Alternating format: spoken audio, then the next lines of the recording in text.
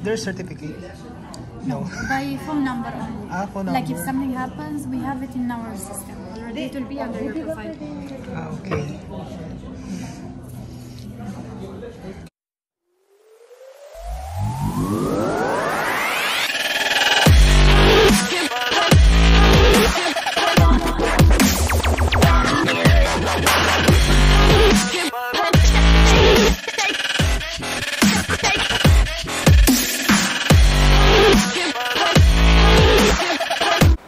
What's up guys? Welcome to Junis World. Ang video natin ngayon ay mag-unbox tayo ng ating nabiling LV na wallet.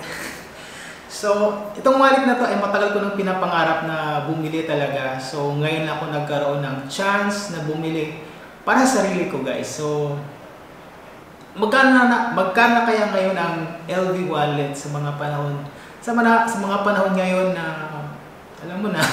So, tara guys, samahan niyo ko sa ating unboxing. Sa ating nabiling wallet. A few moments later.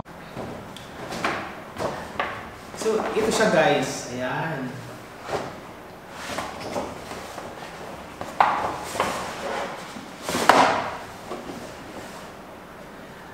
Unang-una ako yung nagtataka kasi nga super haba ng thermal paper. Thermal paper tawagin ba to? Ayan. Isang item lang naman ang binili ko, pero pagkahaba-haba ng tawag nito, thermal paper. Hindi ko alam. Hindi ko maintindihan kasi Arabic naman siya.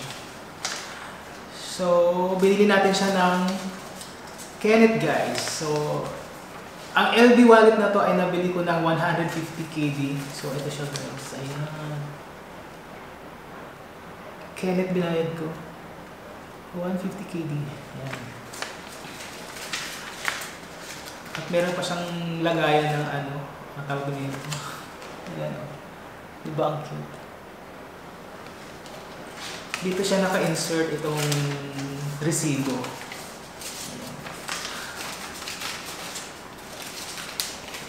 Diba ang cute? Meron pa siyang palagayan ng resibo. And then, tinanong ko yung sales representative doon sa LV kung meron ba siyang serial number. Sabi sa akin, wala siyang serial number, kundi contact number lang binigay sa akin. Parang ganun number, mobile number. Ano ba yan? Mas maganon. So, ito na guys ang ating wallet. Ayan. Yung malabo. So, ito na yung ating wallet na nabili.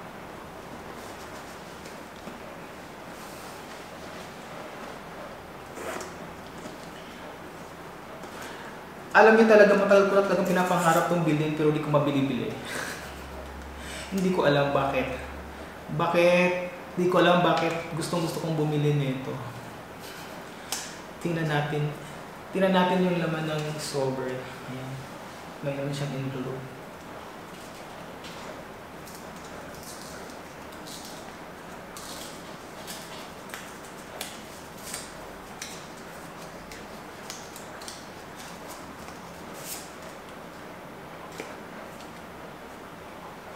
Wala namang laman guys.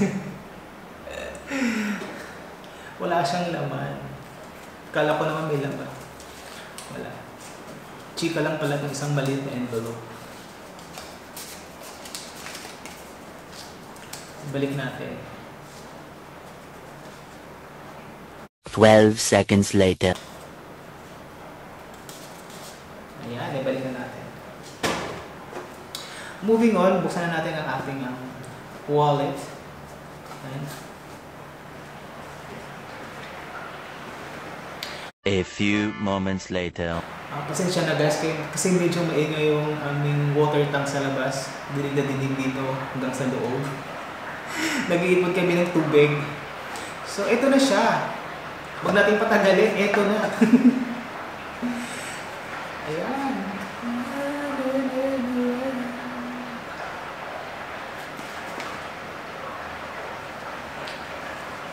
Wow naman. Nakaka-excite naman ito.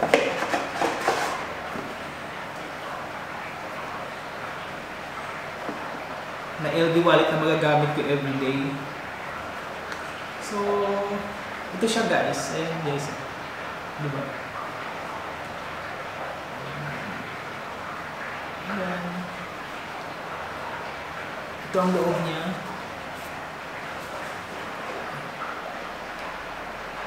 Ayan. Kung nakita natin yung loob. Ano to? Online selling lang. Binibenta, pamay na lang. So, yun lang guys. And then,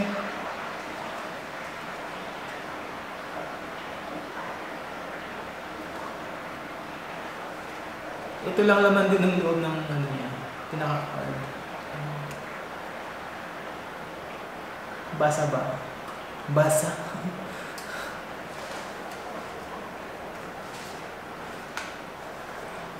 So, yun lang guys.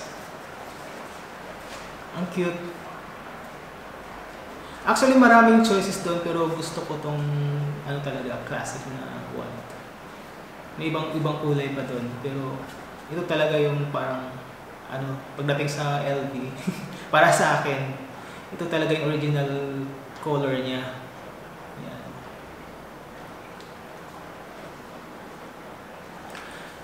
So, yun lang guys ang ating unboxing sa ating LV wallet. So, kung nabili ko siya ng 150 KD, tinanyan natin sa Google kung magkano siya sa Philippine money. Yan. Google. 150 dinar to Philippine peso. Ayan. So, nabili ko siya ng 150 dinar.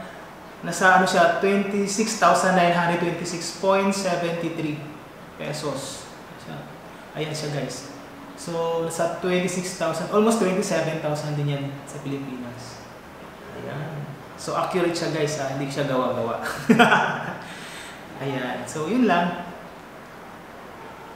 Para may idea naman yung mga dito sa Kuwait kung magkano siya sa pera natin sa Philippine peso. Ayan. Almost 27,000. So, yun lang guys. Thank you for watching. Bye!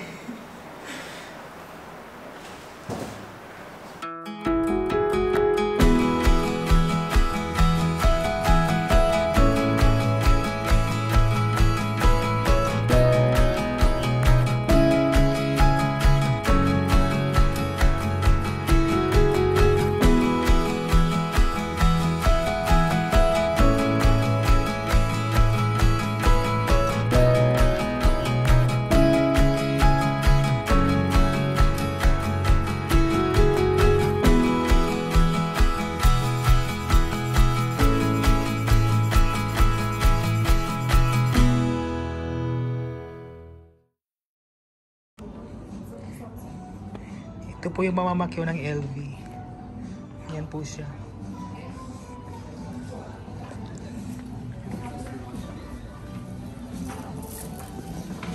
Is it? Yes. Here? Wow.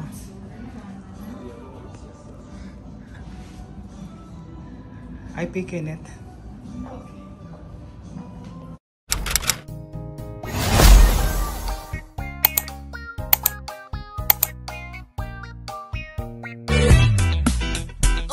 Yeah, bring you up.